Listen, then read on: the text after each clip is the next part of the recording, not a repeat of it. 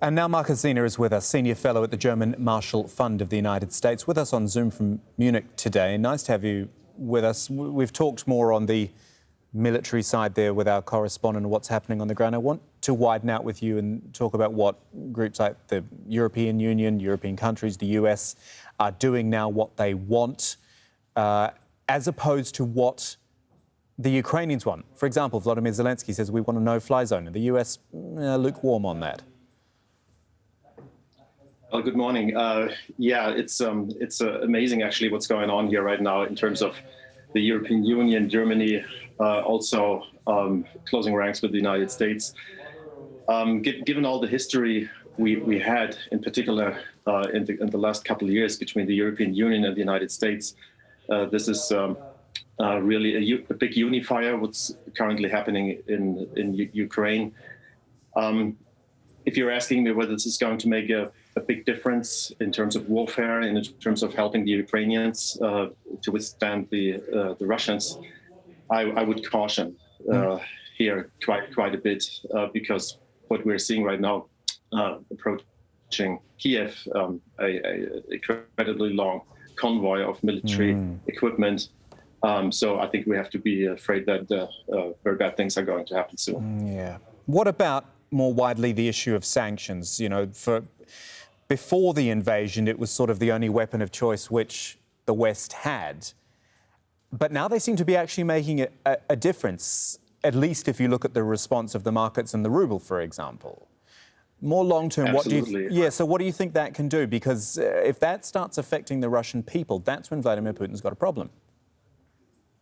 Absolutely. And from what I hear back from Moscow, from my friends there, they are devastated, and they are also afraid that the basis of their existence is actually really in jeopardy, given the inflation, given the depreciation of the ruble, given the isolation that's happening right now of Russia.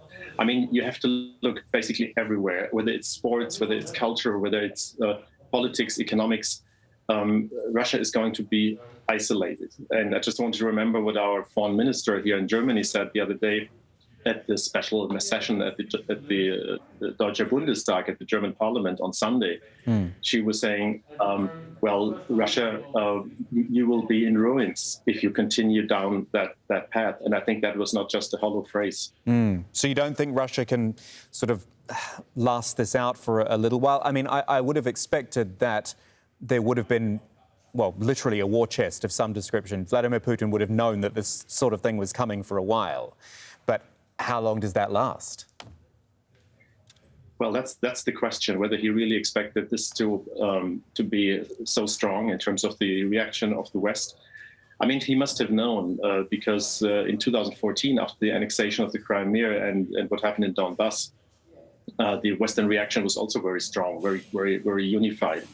And so if he had counted on the West to be kind of lukewarm and to not respond the way they did right now, then he clearly made a misjudgment. I mean, I think the clearest indication of the unity in the West, and in particular of Europe, is the fact that Germany and a number of other countries who are on the receiving end of getting Russian gas are really convinced and are decided to stop getting the gas at some point and to get independent from Russia.